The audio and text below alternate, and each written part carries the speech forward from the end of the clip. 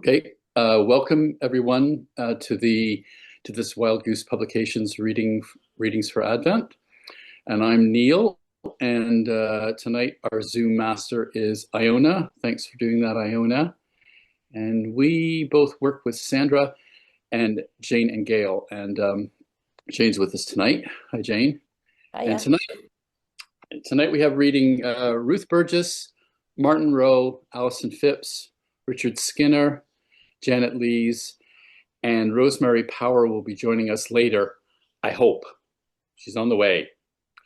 Ruth Harvey was supposed to be joining us, but she can't. Jen Such Pickard can't make it in person. I'll read a couple of her pieces, and Tawana Sitholi can't make it in person, but Allison's going to read for Tawana, and they work closely together, so that'll work. Just the kind of time of year where you know what it's like. People are traveling, people have particular pressures and stresses and responsibilities, and people, aren't well. There's a lot going around. So God be with all those folk, who aren't with us tonight. So imagine with all the folk that I mentioned, we're going to get a range, a kind of mix of traditional Advent themes and subjects. I'm curious to see what those will be. We'll see. So, hug a mug of something warm and settle into your favorite chair and get ready for some words for Advent. And Jane's going to start. She's got something up her sleeve. I'll hand over to you, Okay. Jane. And So, yeah, Advent, right? It's about light and hope and peace and joy. And if you've ever worked with me before, you know I'm all about the joy. So I decided that we'd have a wee bit of fun, but meaningful fun just to start us off, because I think when we light candles, whether it's an Advent or any other kind of year, we're always lighting a candle with someone in mind. And tonight, with all the amazing writers that we've got and the words that are going to come from them, they're all really about holding people, places, things, thoughts in the light. So instead of just listening to the writing and the reading, which is an important thing to do, I also wanted people to have very kind of like personal names in their head. So what we're going to do is we're going to play spin the wheel a couple of times before we start.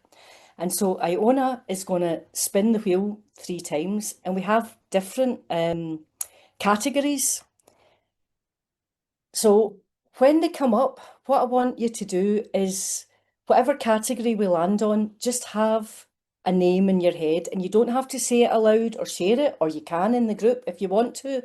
But the idea is that as each reading takes place, that you have a name inside your head that relates to one of these categories, so that we really are holding specific people and places in the light. And that way I just feel like we're all a wee bit closer to the work when we do that. So Iona, take it away for our first spin.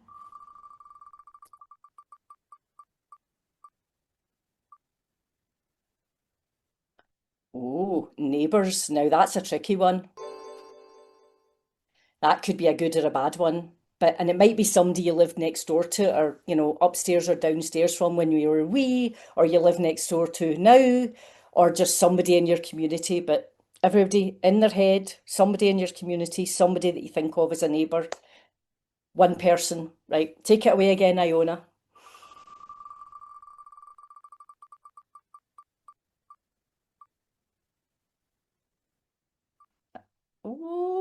Oh, now, we've just squeaked in the hard to love. And I think this is a good one because, it's easy in Advent and coming up to Christmas to think about all the people that we love and gatherings and all of that.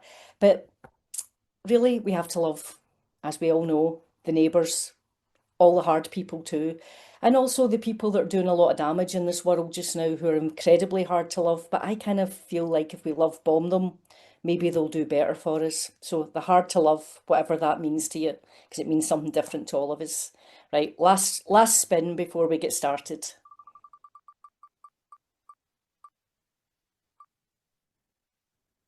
Oh, no, we have to do it again because we're not having more neighbours. On you go.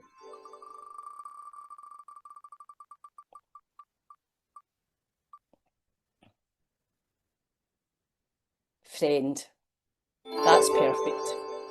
I hope, like to think that we're all friends here this evening because we've all gathered together.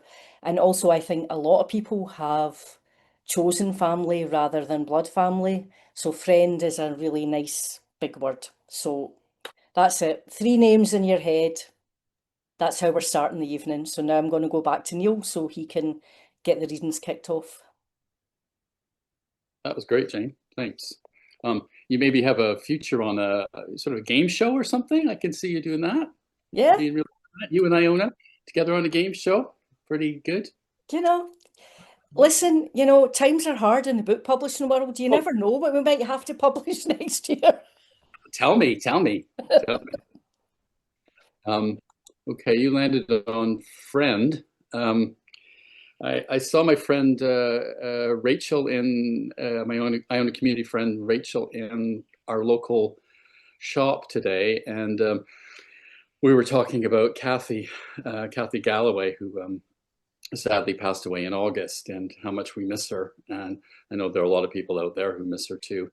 And for those who don't know about Kathy, she was a writer, a very powerful writer. She was a former leader of the Iona Community, and she was a friend. I mean, she was a really good friend.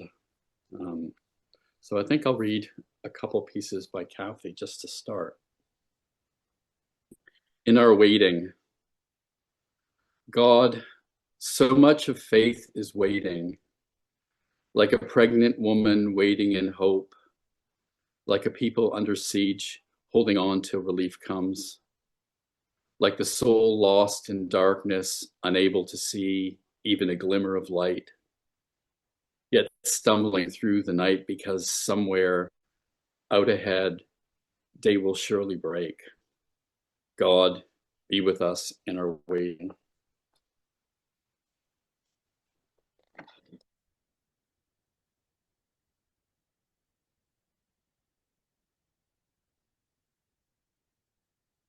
Sightings. I thought I saw some shepherds yesterday. They were just going about their business or hanging about as people do, passing the time, waiting for something to happen, something to break the dullness of the days. When something did, it was a bit of a shock, but they went along anyway. I thought I saw some shepherds yesterday. I thought I saw some angels yesterday. You wouldn't pay them much attention unless you were looking in a certain way. Usually they look quite ordinary, though they have a way of turning up just when they're most required, lending a hand, encouraging you on, surprising you, and bringing messages that set you off in quite a new direction. But yesterday they were all excited. Come on, we've got good news for you. Come and see. I thought I saw some angels yesterday. I thought I saw Mary yesterday. She was sitting by her child's bed and he was sleeping. It was a hospital bed. She tried 6 hospitals before one would take him. Because he was a drug user, he'd been sleeping rough, and he got gangrene in his leg. He lost his leg. He was 19 years old. There was such pain in her face, but there was such love too. As she sat there, keeping the night watch by her homeless child, I thought I saw Mary yesterday. I thought I saw Joseph yesterday. He was pushing a pram and there was a baby in it. It wasn't his baby, it was someone else's child. No one would have blamed him if he'd said, okay, that's it, I'm out of here. It's a big thing to take on someone else's child and love it like your own. But he loved the baby's mother, and he knew it would be hard for her alone.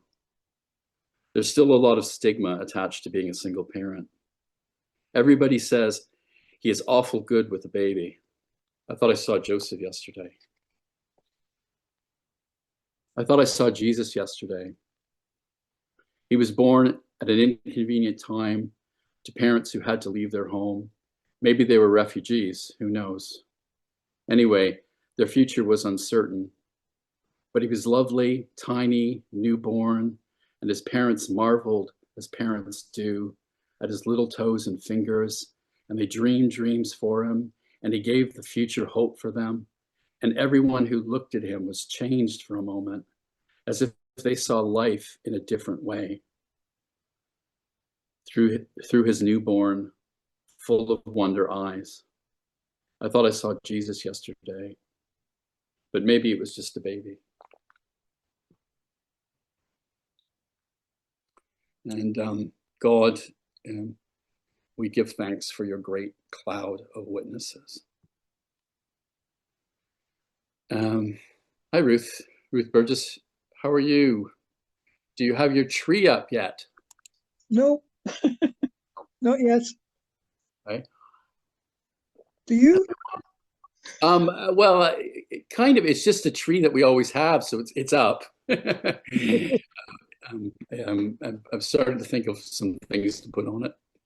Well, I've Probably. got one in the garden. I've got one in the garden. Does that count? Yeah. Of course it counts.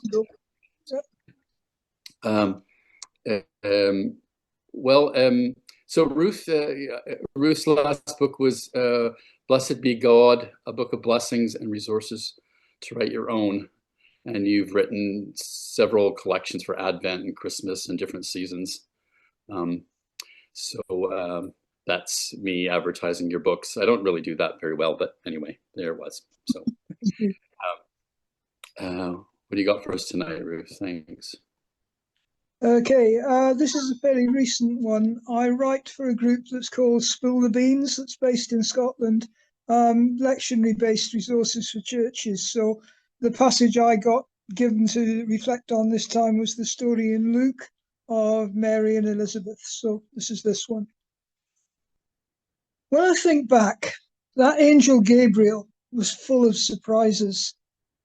Not only did he tell me that I was going to have a son, he also told me that Aunt Elizabeth was pregnant. Aunt Liz and Uncle Zek.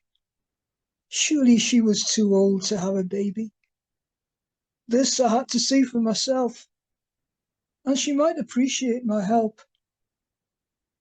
Anyway, it might not be such a bad idea for me to go away for a while before my pregnancy began to show and tongues began to gossip.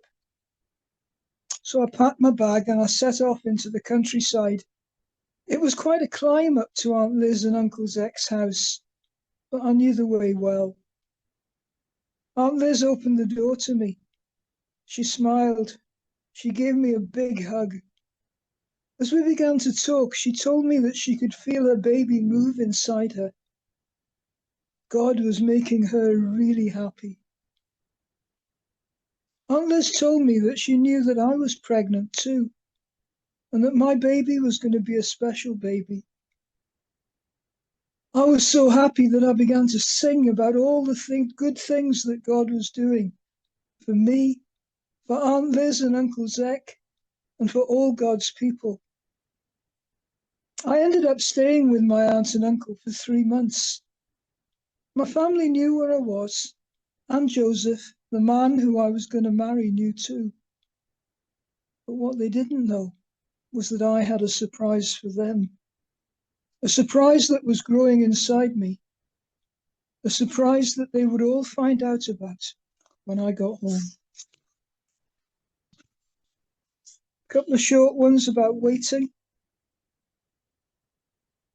God of truth, for you we wait.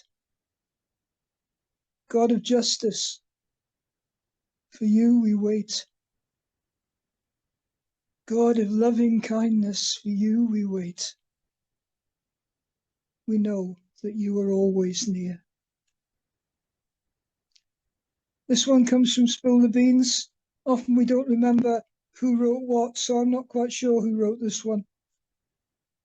For the Brussels sprouts to cook, for the decorations to be found, for the tree to go up, for the sales in the shops, we are waiting. For the light to gather, for time to pause, for the universe to hold its breath, for the stars to slide, we are waiting. For the holidays to come, for the concerts to hear, for the parties to attend, For the children to write their Santa lists, we are waiting. For the baby to quicken, for the travellers to begin their journey, for the angels to clear their throats, for the shepherds to hear the singing, we are waiting. For the prophecies to be fulfilled, for the promise to be believed, for the word to be spoken, for incarnation, we are waiting.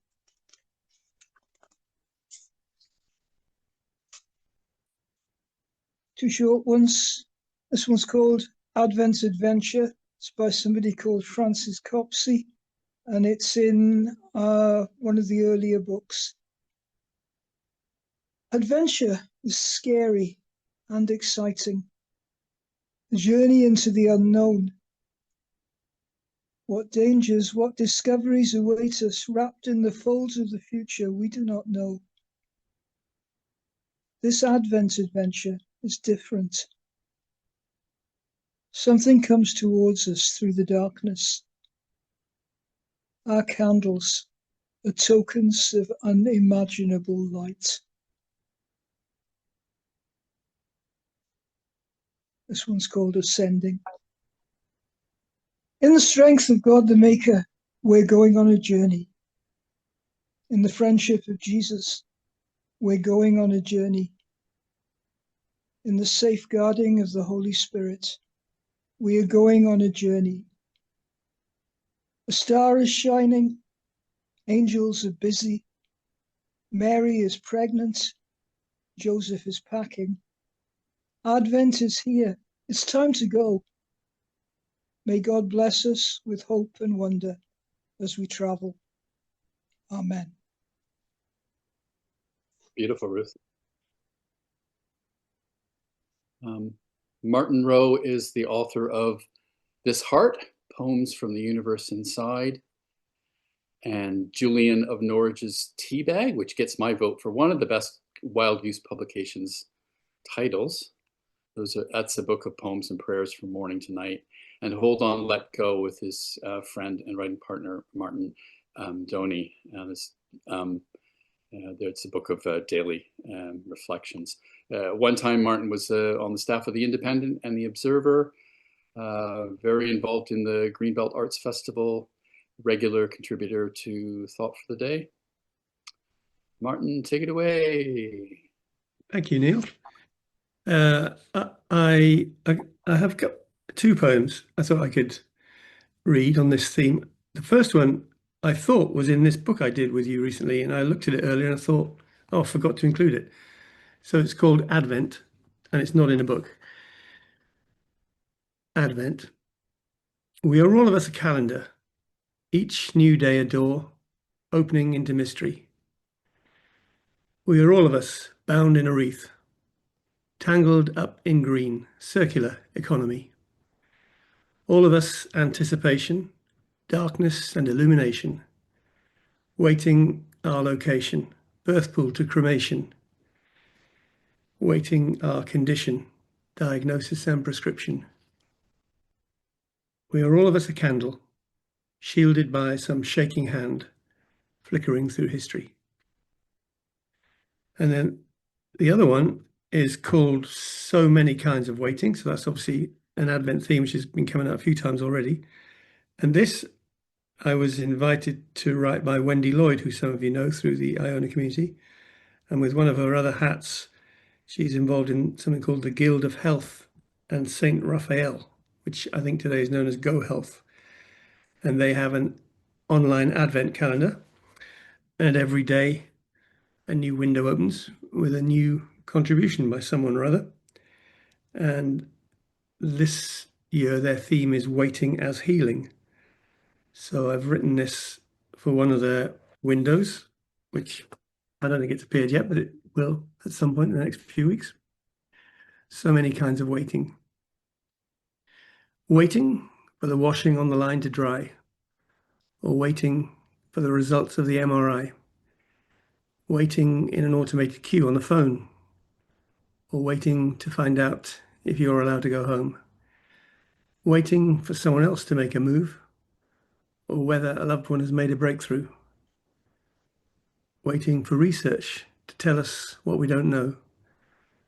Waiting which teaches us the body's on a go slow.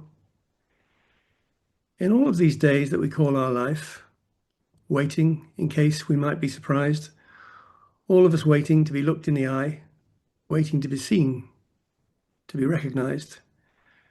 The wait can frustrate us, can hold us up, but now and again it might be speaking to us, an invitation to set new intentions, a journey that becomes its own destination.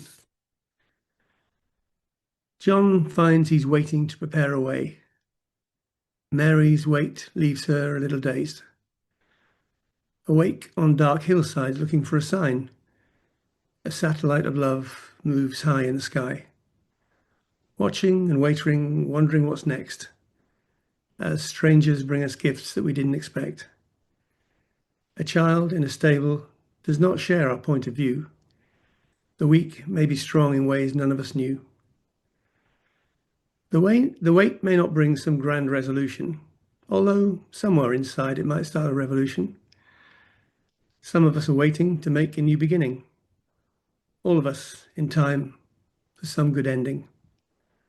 Watching and waiting for love to come down. Surprised when we notice it's already all around. We look for the word for our many kinds of waiting, while the silent tree in winter waits silently for spring. Thanks. Thanks, Martin.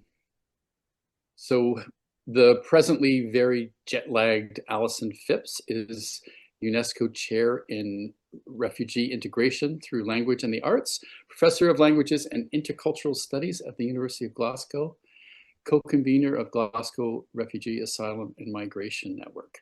And she's the author of Call and No Response, Through Wood, which is a lovely wee book, and The Warriors Who Do Not Fight with Tawana Sathole. Hi, Alison. Thanks for joining us tonight. Hi, Neil.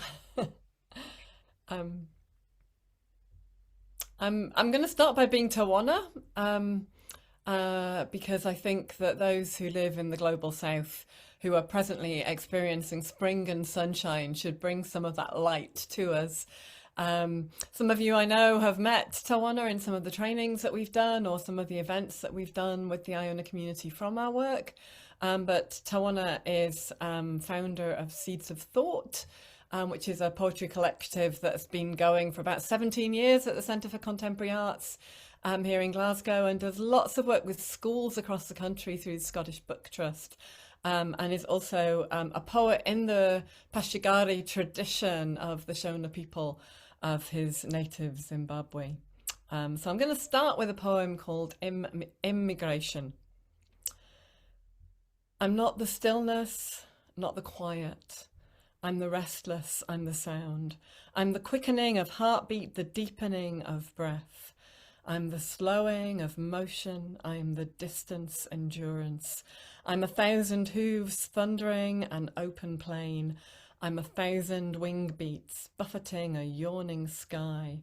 I'm an ant crawling up a giant tree. I'm the flower to flower stripes of a bee. I'm a worm digging, fish swimming upstream. I'm the current, I'm times and places, songs and stories.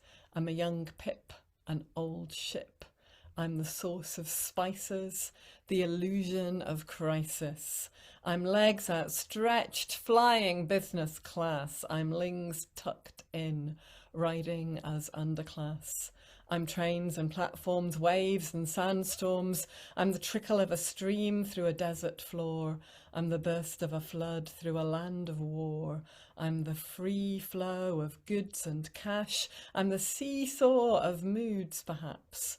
I'm wine bars, I'm jail bars, I'm official, unofficial. I'm security, insecurity.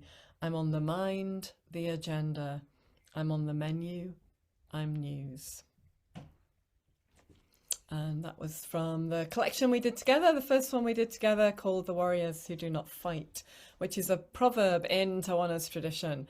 And it's basically a way of saying the people who make peace, but it's really a nod using proverbs to the idea that in order to be a peace builder, you've got to withhold the war within you and learn to discipline that as a craft.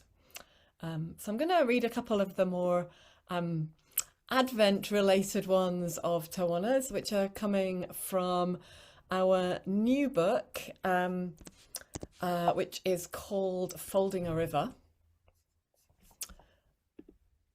And this one is called Maybe It Is. And it was commissioned for the Angels exhibition that Glasgow Life put on at St Mungo's Museum, which many of you may know if you've passed through Glasgow. And Tawana was commissioned, and also commissioned for the BBC, to do a poem about angels and what angels mean within his tradition.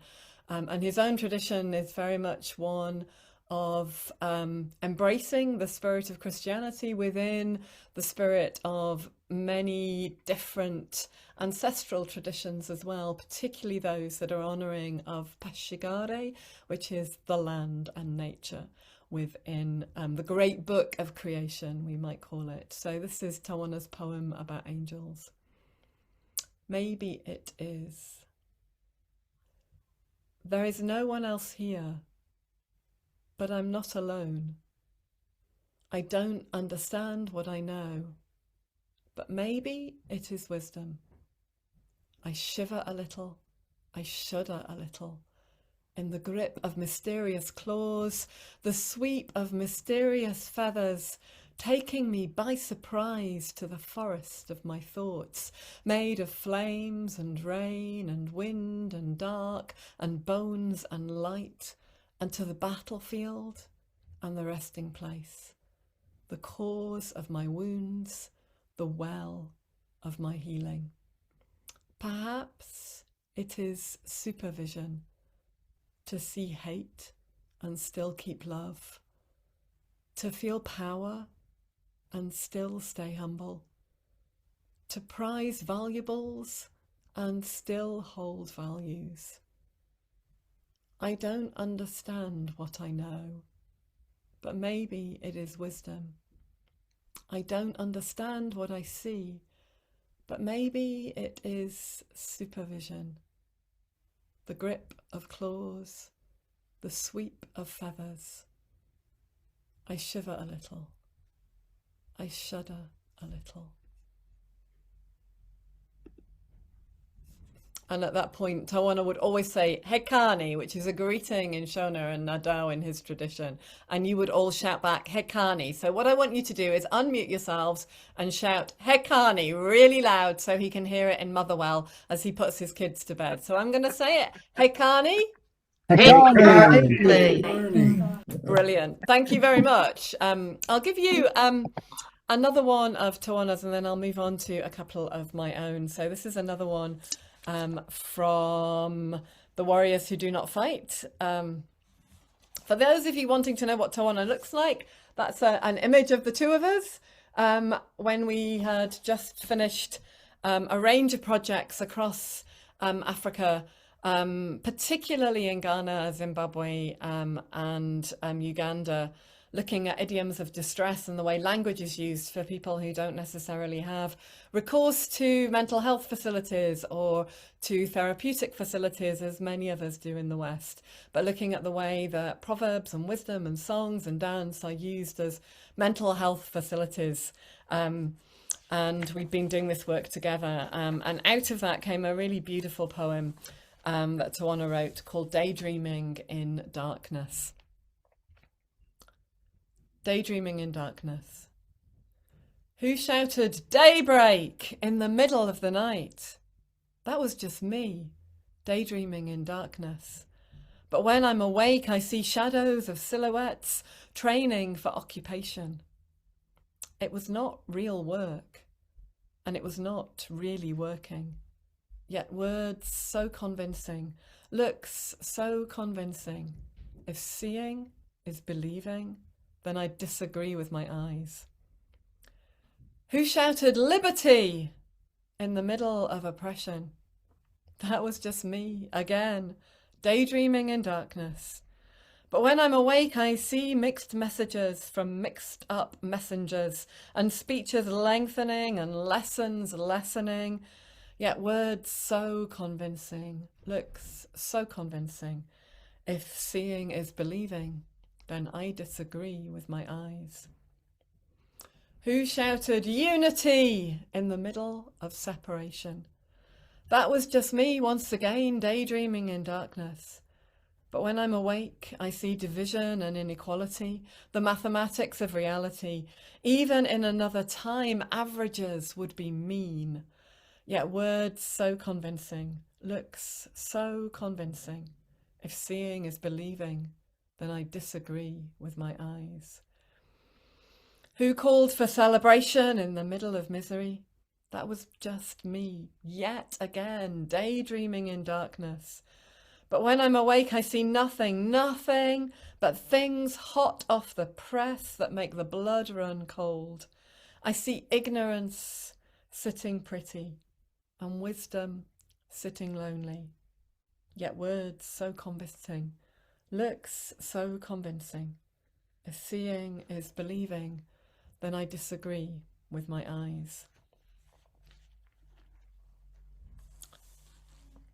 So those are just 3 poems from Iona to just give you a bit of a sense of his playfulness, his delight in puns, and his quite exceptional use of English, which is, I think, his 3rd or 4th language. He has a beautiful poem called Good English, which begins, once in a while I hear the words, you speak good English, which is based on the number of times people come up to him and go, oh, you speak good English. And he's made a really beautiful, playful poem about it, which I can maybe pop the link to in the chat. One of the ways we've worked together, Iona and I, as colleagues, is we go away into the projects we do and we write our own poetry as a way of distilling and reflecting on the research and the practice that's underway. And then we come together and see how we assemble that as a call and response from the south to the north and the north to the south, from blackness to whiteness, and then thinking about how we meet in those places. So from the poem Daydreaming in Darkness came my response to that, which is a poem called Finding a Way for Our Dreams.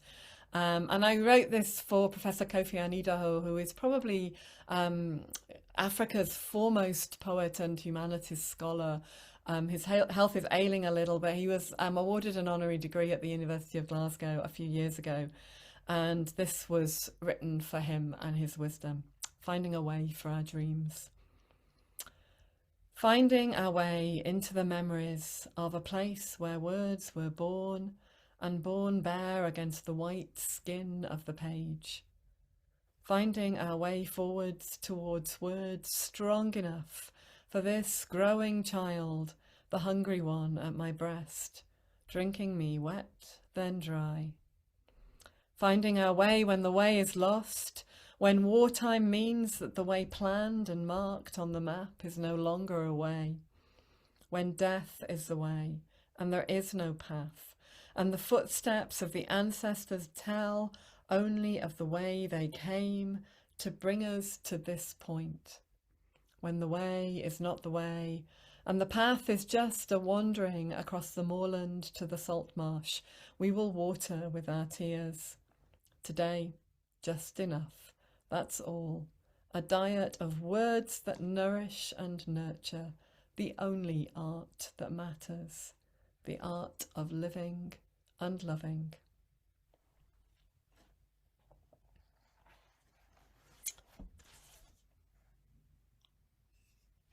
Okay, I'm going to give you another one from Warriors, and then move on to a couple more from our new book, Folding a River. So this one's called A War Story. War is a big theme in my work, as you can imagine, working with people who have sought asylum and from refugees. But this one's much more about our biblical stories. A war story. It's a war story. A woman takes an apple from a tree, tastes and shares. It's what women always do. It's how the children are fed. But sharing destroys greed. destroys the myth of scarcity, drives out fear, distributes power. So the story became the war, and shame was hers, and pain was hers, and for centuries knowledge could not be hers, and snakes were to feast unbidden on her body, and she would always be to blame. Apples, the root and branch of peace, a weapon in an unjust war. Come, taste, share, see, the apple, the sharing, her tender knowing gesture. It starts his war. So those are from The Warriors Who Do Not Fight. And this isn't published yet, so I'm having to search online for the titles and the texts. But let me just come to one which was written for Advent. And you know, sometimes you can agonize for ages over a poem, and sometimes they just appear on a page and you're not quite sure who was really pushing the pen, and this is one of those. So this one is very much for Advent, and it's called The Waiting. All those agonizing years, the centuries of living with a punitive father and no mother at all, endlessly hearing the same unpopular priests and prophets telling it straight to a wanton people, and their being right always in the end.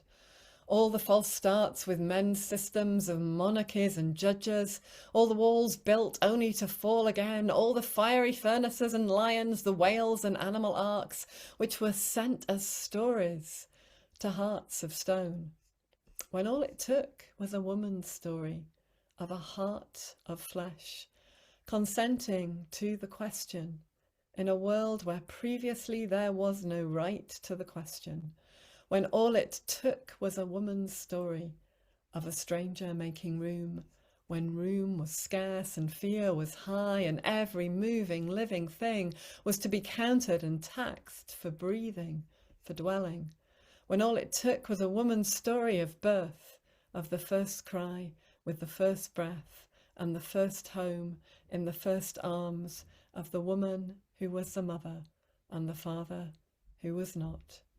That's all. That's the story. That's all it takes for milk to flow and honey. Therefore, let us keep the peace. Thank you, Alison, very much. We'll just break it up. Well, the next person up will be Richard, and then Janet. You can lead us home, so to speak. But so before that, you could win a free book. This is always exciting, isn't it? Winning a free book. So if you complete this is one of my favorite Christmas songs. If you can complete the last line, or closely complete the last line, you can win any Wild Goose Publications book by one of these authors. Well, we can talk about it. Email me at Neil, Neil, at ionabooks.com with the correct answer. So the last line to this: we guard our world with locks and guns, and we guard our fine possessions. And once a year when Christmas comes, we give to our relations. And perhaps we give a little to the poor if the generosity should seize us. But if any one of us should interfere in the business of why there are poor, now you have to just complete the last line. Or I'm not going to go word for word. If you're close, then I'll give you the right answer. I'll give you a free book. But the first person to email me with the right answer, or pretty close to the right answer, can get a free book, and that's exciting. And you can keep the book or give the book away. You can look the answer up on the internet. I won't know if you cheated or anything, but you'll know. So hi, Richard. How are you doing tonight? I'm doing okay. Thanks very much indeed. Yep. Thanks for waiting. Richard's a Londoner, I think. By origin, yeah. Yep, has published several collections, including Invocations with Wild Goose Publications. As actually a former member of the Cambridge University Footlights, which always impresses me. did you know Stephen Fry or anybody like that? Or? No, I'm old, quite a bit older than Stephen and you. I think the main people I knew were oh gosh, Simon Jones and Mark Wing Davey from Hitchhiker's Yeah. Guide to the Galaxy fame. Yeah, right. And I know you're a lyricist as well. Anyway, okay, thanks for being with us, and please take it away. Thanks. Thank you. Well, good evening, everyone. May I say thank you very much indeed for being invited to take part in this this event. And it's good to see, I think the number was over 70 people are tuned in. So hello, everybody. Thanks for being here. As Neil mentioned, one of the books that Wild Goose has brought out for me is this, Invocations, Calling on the God in All. I'm going to start off by reading a few of these because the inspiration for these short meditative pieces, the inspiration of the Advent antiphons, and they're probably best known these days in the hymn O Come, Emmanuel, and in various verses of Christ is referred to using titles from the Old Testament, like the Rod of Jesse, O Dayspring, O Key of David, and so forth. In these invocations, I actually draw upon a different set of symbolisms to call upon God or Christ or the transcendent. I use nature, science, human psychology, and so forth. So I'd like to read a few of these invocations. O Seahorse. O Seahorse, curled into an ocean's interrogative, concealed in sinuous weed, paternal pouch proud with vibrant young, you are the all-providing father who mothers. Come, entrust us to the ocean's swell, we who give birth to our own questionings.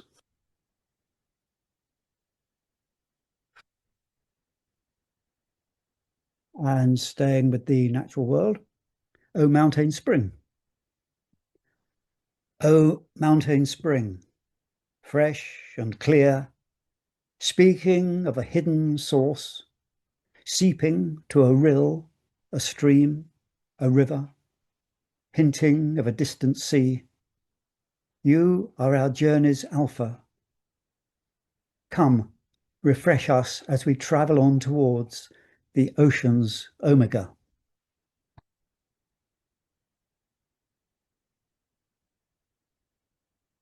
Slightly more bizarre, perhaps.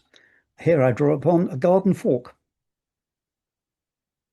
O garden fork, soil turner, weed uprooter, clod breaker, compost spreader. O simple tool shaped for such simple use. You are the task and the toil. Come, till the wastelands within us. Prepare our unproductive ground to receive the seed.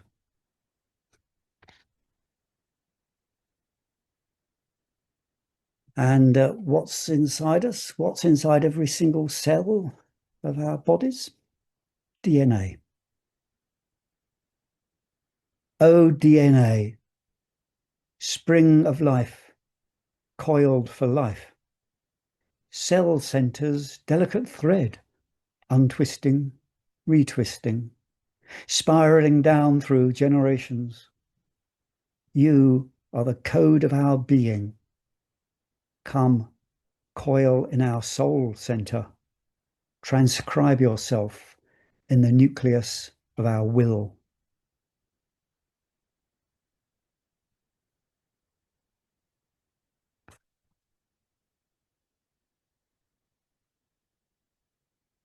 And the final one I'm going to read from this little collection is appropriately, I suppose, calls upon the use of a poem. O poem, words working in concert, abundance compressed to a single utterance, articulating the emotion, capturing the idea and releasing the real. You are truth in ambiguity. Come, work your words in us. Utter yourself, and we shall be.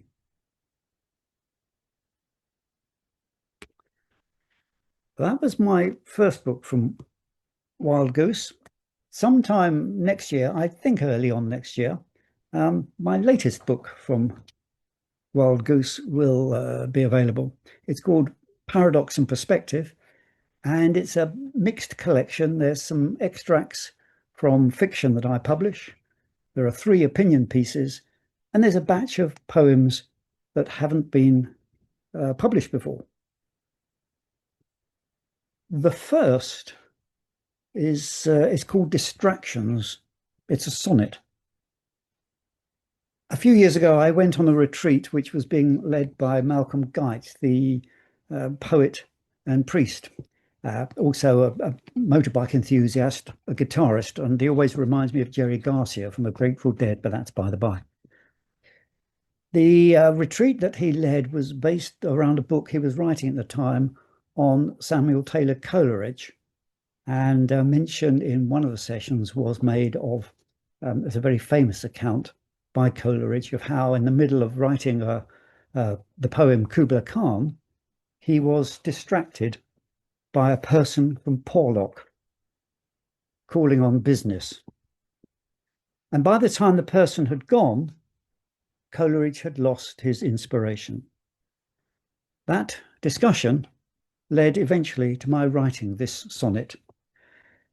First sight, it doesn't seem necessarily very Adventy, but Mary does get a mention, as does the translation of the term Emmanuel. So I thought it was legitimate to include it. Distractions.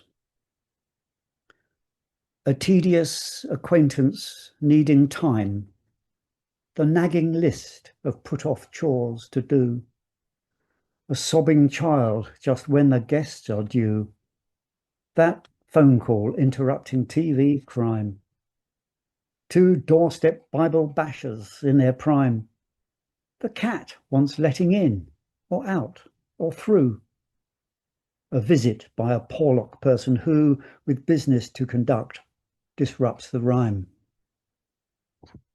Moses had his burning paradox. Abraham and Sarah, sudden guests. Mary stunned by where God with us rests. And Paul, the voices, visions, blinding shocks.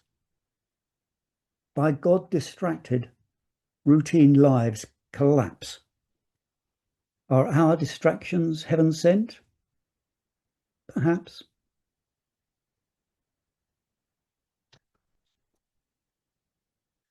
And the final poem, also in the forthcoming book, doesn't seem to be about Advent at all. That's mainly because it isn't. But you'll see why I've decided to include it with on this particular occasion, with this particular audience.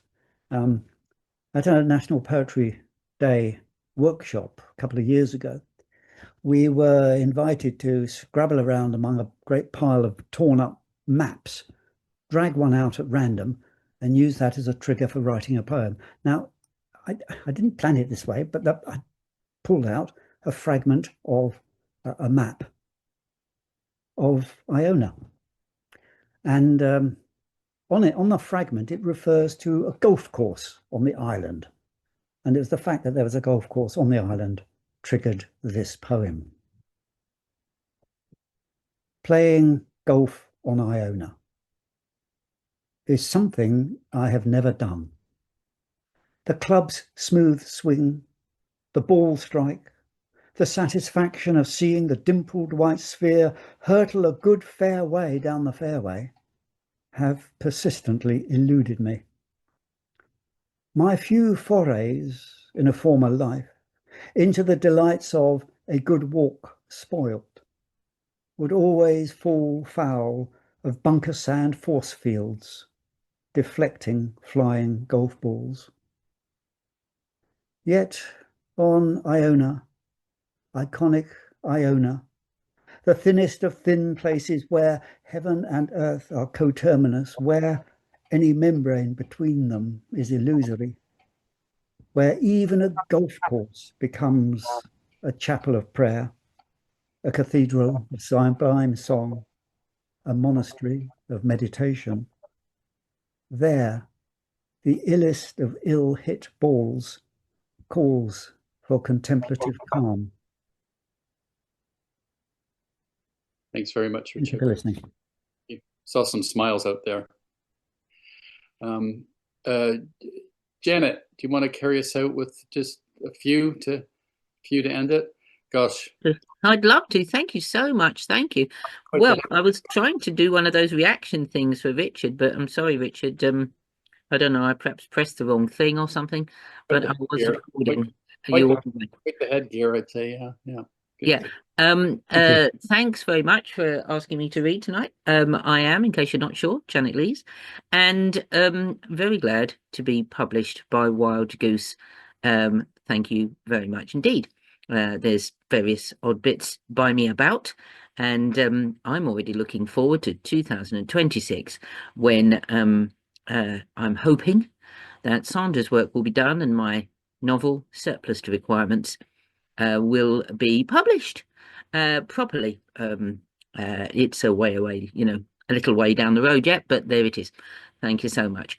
In the meantime, I'm not trying to wish Advent away, but I'm going to read you a few things from my collection, which is called After Advent.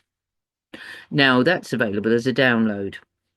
And I started writing it very, very early on in 2023, after we had all struggled through the first Christmas of the genocide in Gaza.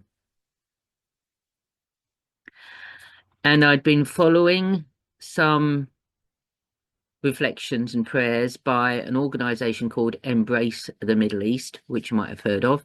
And I was left there with, now what? So I started writing this after Advent. And what it's turned into is a sort of small series of connected items that goes from Christmas Day in the West to Christmas Day in the East. Now, obviously, I'm from the Western part of that tradition, so if there is a bit of a bias here, my apologies to those from the Eastern part of the tradition, but it was a sort of attempt to bridge that sense I felt I was trying to express. And so there are these days, and there's a jumble of smorgasbord of things that you can choose from for the days in question after Advent. And you don't have to do them all or any of them at all if you like, if they spring something else on you. But there's things you can pick out and have a look at. So I've picked a few of them out now, just now. Okay. And people as well, and places and images and things. Okay. It begins with Boxing Day. Boxing Day, a day in a box. What's that about then?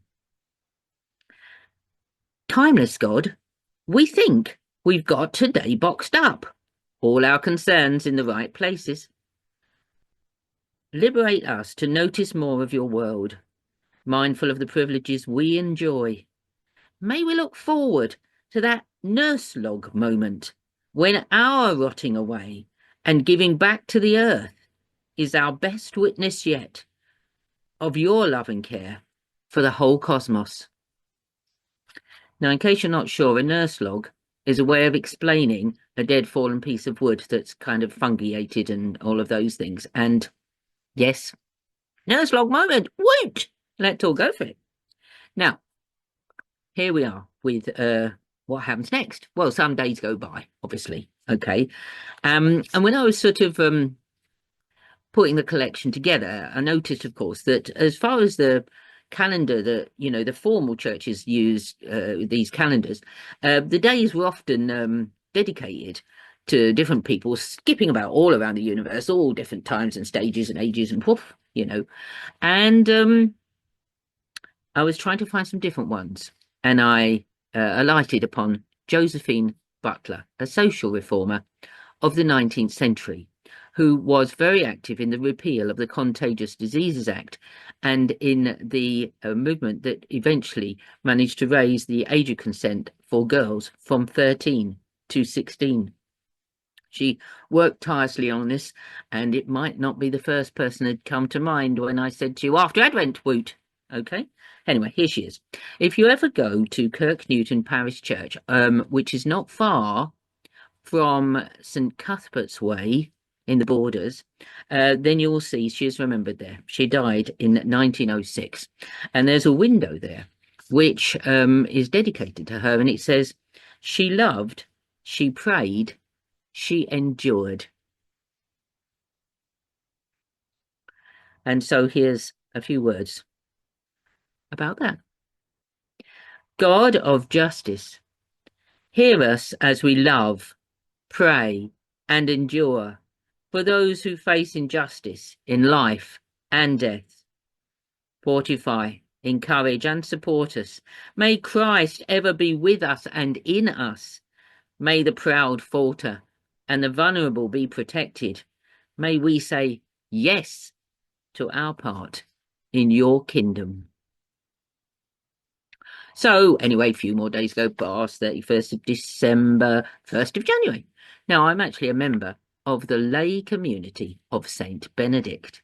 And as a Benedictine, I'm encouraged to read the rule of Saint Benedict, 561 AD, 3 times a year. And the days on which you're supposed to start at the beginning includes the 1st of January, right? Okay. And the first word of the rule of Saint Benedict is listen.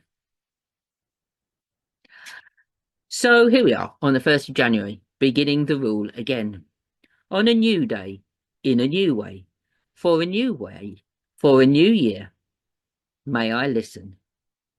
God of old ways and new ones, accompany me on your crosswise way. Well, we'll soon get on to the 2nd of January after that. And the 2nd of January traditionally is to remember the Cappadocian Fathers. Don't forget that. It's in Turkey, by the way.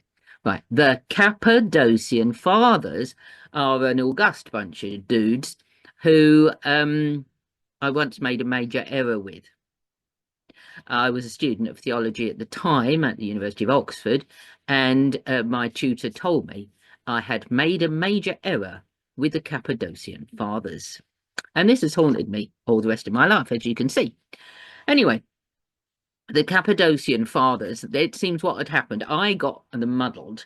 I called them all Gregory, and it seems one of them was actually called Basil. Who knew?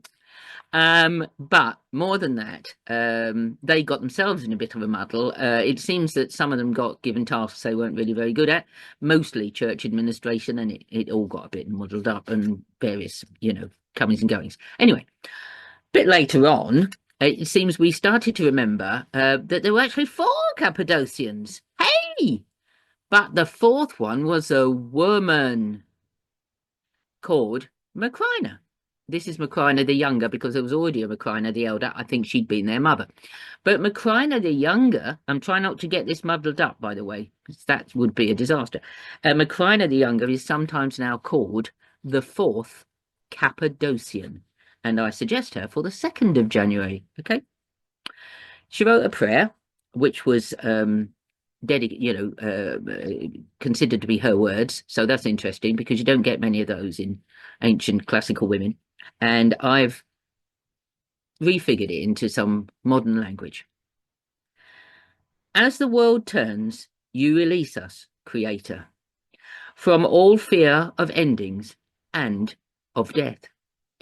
As the world turns, you release us, Crucified One, through the victory you have won. As the world turns, you release us, life-giving Spirit, on a way of joy and love. May we not miss a second in your company. So that's the 2nd of January. Look out for that. By the 4th of January, well, today, the next day, and the next, may we travel with you, wise one, God who keeps no hours, not resting or sleeping. We are grateful for our celebrations and mindful of those whose needs mean wakefulness and service from others. Give us a steady tread on a measured way. Today, tomorrow, and each day, may Christ remain the centre of our story. We get round to the 5th January, and of course that's Christmas Eve again in the East. Okay, so when the days repeat, it's easy to lose the wonder of sunrise and sunset. Cosmic God, help us to remember the awesome moments that come with being alive today.